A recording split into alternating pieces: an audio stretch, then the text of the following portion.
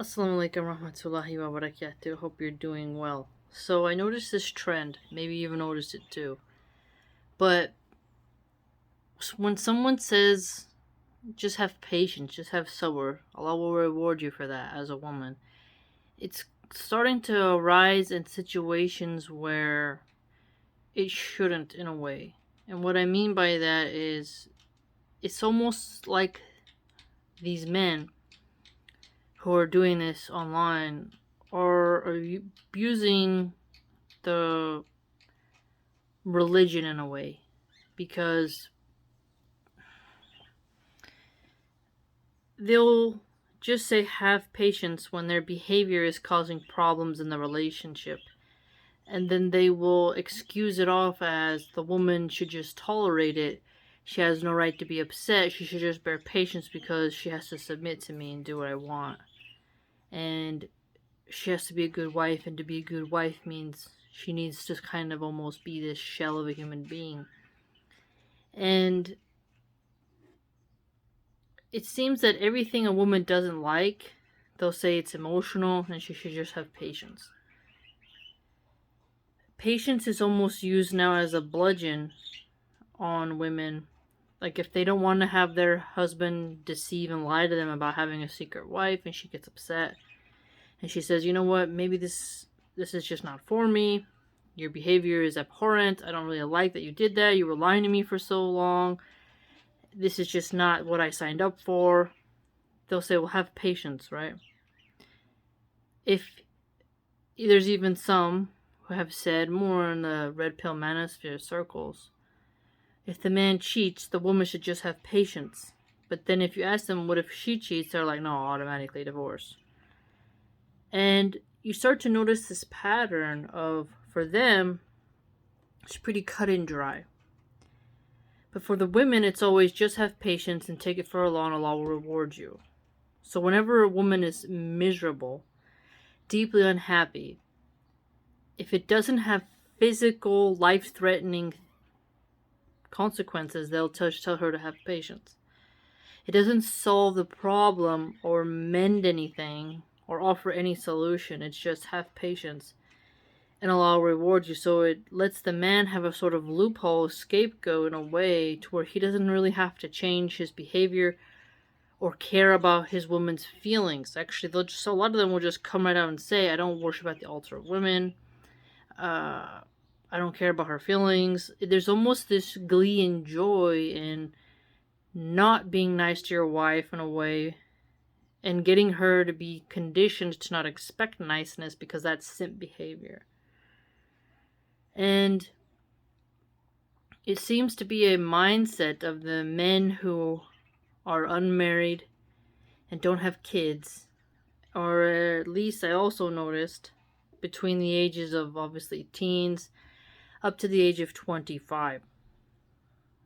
And it's troubling because you'll also see these same guys say that marital rape doesn't exist, and that when you get married there's implied consent. So if she's really just depressed, they don't care. They just expect her to just close her eyes, open up, even if she's filled with resentment, even if she starts to hate him, that, she should just take it.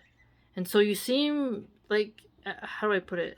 Like if you look at it, the pattern that's developing, it's always, well, we can, so we will, regardless of how you feel. And the more you tolerate us trampling all over your emotions, your mental and psychological well-being, the better of a wife you are. And screw your mental illness, therapy isn't real, they'll say. And then they say, well, you just have to keep everything within the Muslim community and you don't involve non-Muslims and Muslims' problems. And you shouldn't go to like secular law for help. And this is pretty dangerous for a number of reasons, because it really allows quite a lot of abuse to occur. And I think there has to be like a cell of people creating this, because it's really strategic and organized. But when you pick up on the pattern, you see it's really evident. to where you do not see discussions about how to make your wife happy, or how to mend each other's feelings after a tense argument, how to keep romance and chivalry alive, how to really bond with each other. You only see it skew towards, oh, women over 30 are recreation only. Women should just endure. You notice the language is what I'm getting at. And both from Muslims who are not red pill and then Muslims who are red pill. Because I've been paying more and more attention to these podcasts. Writing notes, taking really long segments and digesting them. And I have extracted really just part of their philosophy, and then you see it just popping up. And then the way in which they represent Islam and they fetishize the Muslim woman is that she is this sort of doormat to where, yeah, I want to have 4 wives, and none of the Muslim women will complain because Allah commands them not to complain. And so you can just openly screw, and you can just do it, and they'll take it, and they won't expect anything because they're just buried under fabric. Like you see these kind of really depressing, almost cynical things that they say about women, and you're surprised because what they are actually advocating for, they think makes Islam look good, when in reality it does a lot of damage because it sounds like a nightmare. Sounds like a nightmare. And so when people constantly push in a woman's face if they're miserable in their marriage, just to take it, have patience, it's like almost a mantra that has no more weight. I've heard this a lot as a revert. And I say it too, but I say it more of the terms of enduring poverty or an extreme health trial. I see it as something hopeful. But the way I see this phrase being used now, especially amongst the Tate clones, is, well, a woman has to just accept everything I do. And if she doesn't, she's a bad wife, and that's unacceptable. You kind of see this boot on the neck energy arising, where it's, damn the woman if she goes to school, damn her if she goes to work, if she dares talk back to me, if she wants any pocket spending money, I don't have to do that, it's not part of my requirements.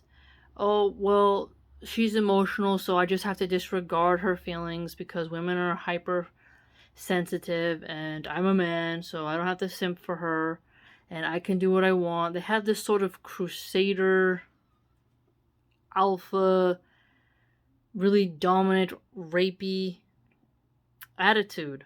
It's hard to describe if you haven't been paying attention to the pattern, and that's why I'm making this video now, so that maybe you can start to notice it in your own discourse. And I follow a wide range of political topics and social trends, and so I've been making less videos because I've been focusing on just gathering up knowledge and really posting about it on my blog, or just processing it and trying to connect these trends, almost kind of like how a sociologist might do, even though I haven't been sharing everything I've been learning. But in particular, there's a real blending of that horrible philosophy of red pill in with Islam. And it takes time as an American to really learn Islam. It's overwhelming sometimes how many different sects there are, how many different branches and whatnot, and you're like, whoa. But what's easy to get is the red pill manosphere cult, because their philosophy is so basic and trashy that it's not too hard to get. And so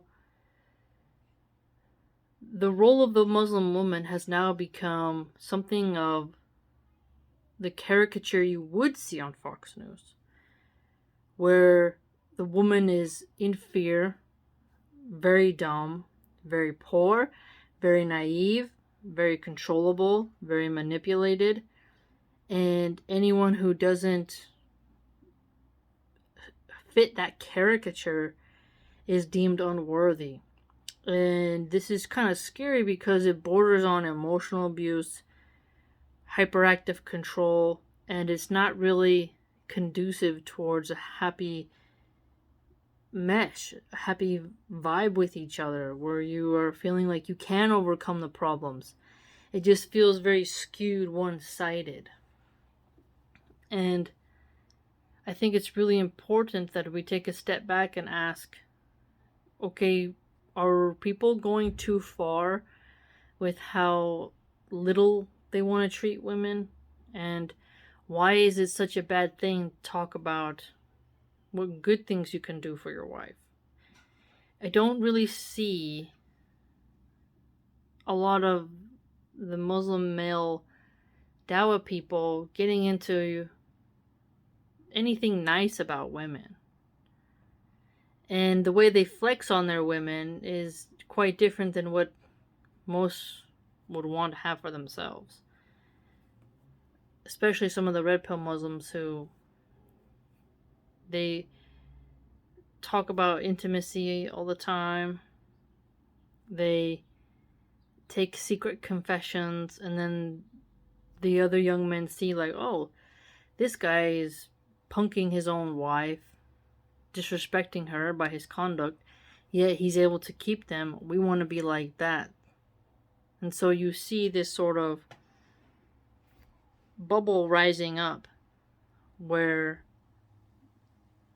it's cool and good and trendy and admirable to give as less as you can to your wife financially, emotionally, and spiritually, and demand so much from her to the point where men are celebrating not being at the childbirth, not changing diapers, not giving her spending money, not giving her a good dowry if she's into that.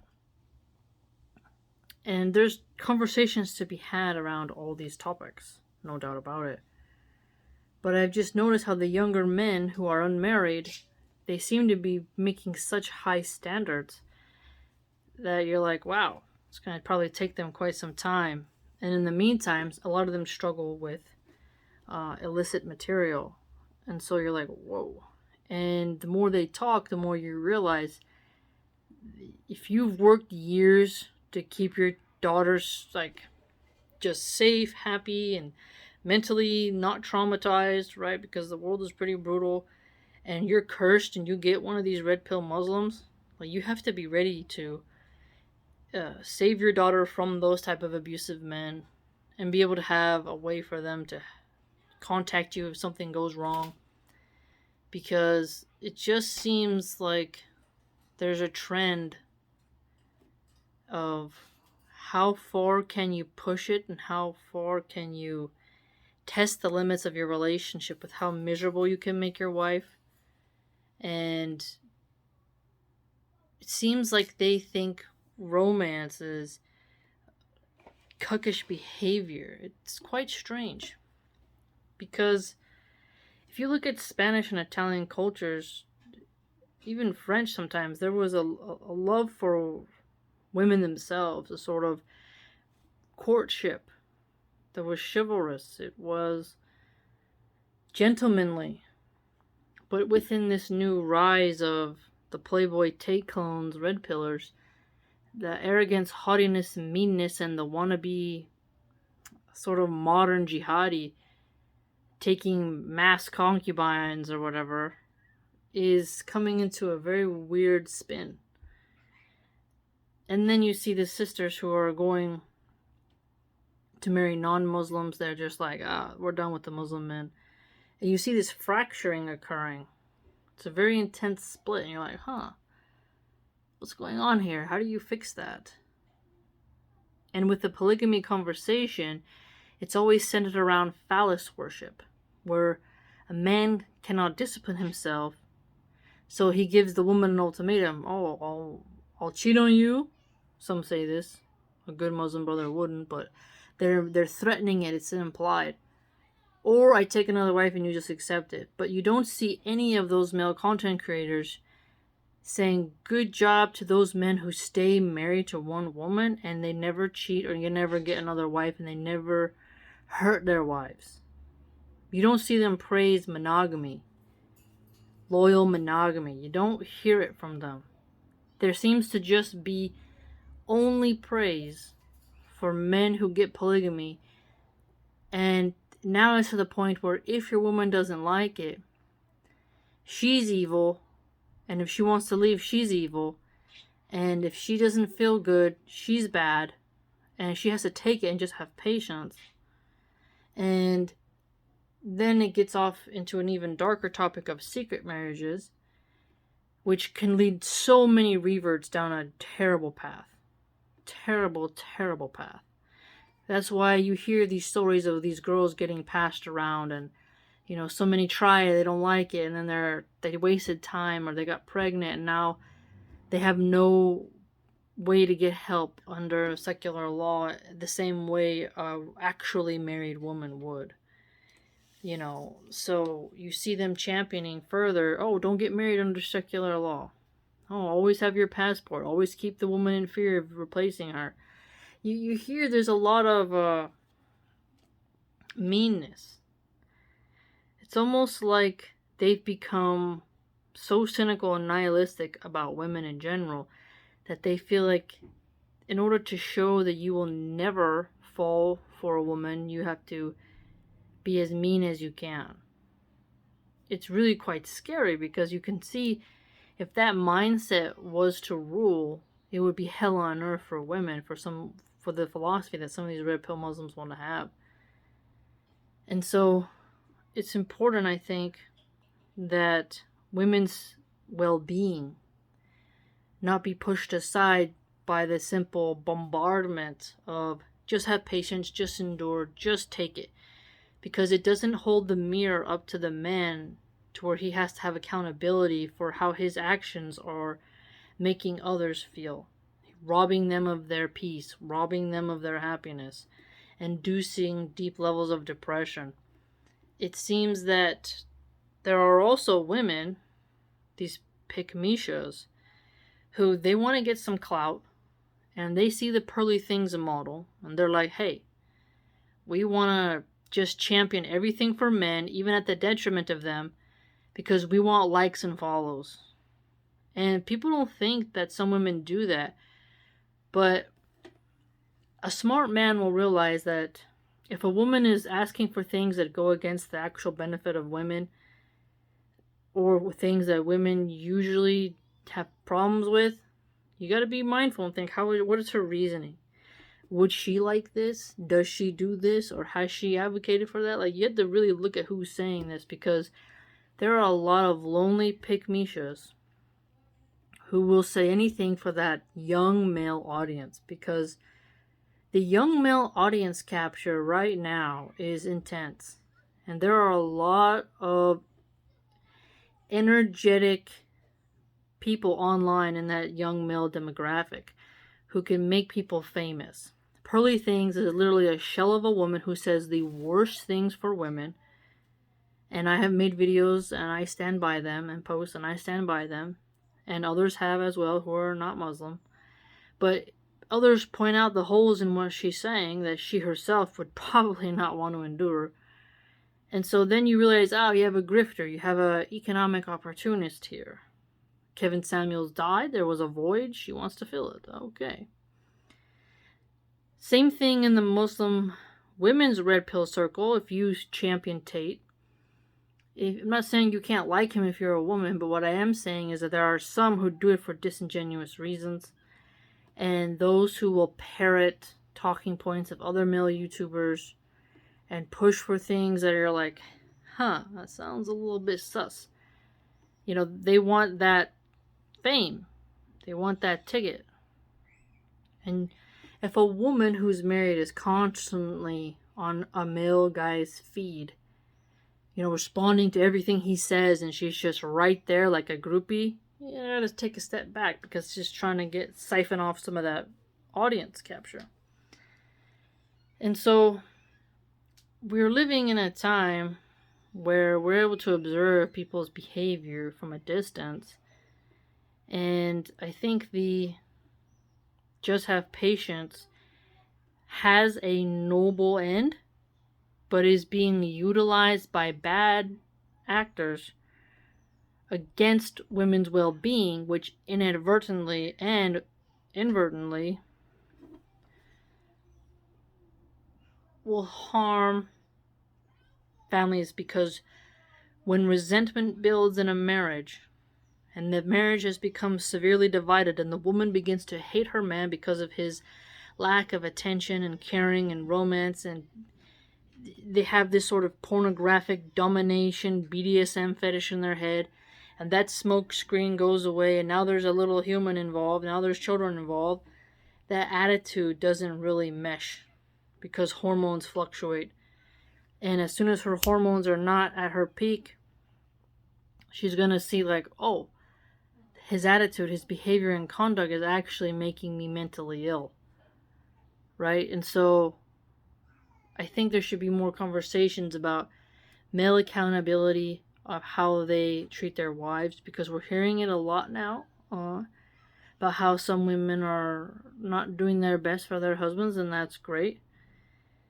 We definitely have to be balanced, but I think we're going down a road where it's getting a little bit intense. And I feel like we could do a lot better. And so if a woman is saying she's struggling, I don't think the first thing you should always say is just have patience, and then that's like a way to shut her up and push her to the side. Because that doesn't really fix something. Because you have to have patience as you strive for a solution, as you strive for reconciliation. Something along those lines, right? If someone feels hopeless and helpless, that's going to cause quite a bit of trouble, isn't it? So let's hopefully have more discussions about how husbands can not make their wives cold towards them, how they can be mindful of how their actions are affecting the family, and how we can help them to have more communication and emotional intelligence. And that it's not simping and it's not cucked behavior to really make your wife like who you are as a human, like your character, and to where she feels like you didn't take away any of her happiness, but rather added to it. Right? Let me know if you've also seen this trend. Everyone has their own circles, this is true, but as the Venn diagram has some overlapping, so do most of us. So let me know what you think. And if you can, keep an eye out for this conduct. I think it would be beneficial, because maybe if we speak more about it, we can prevent the snowball effect. Let me know what you think.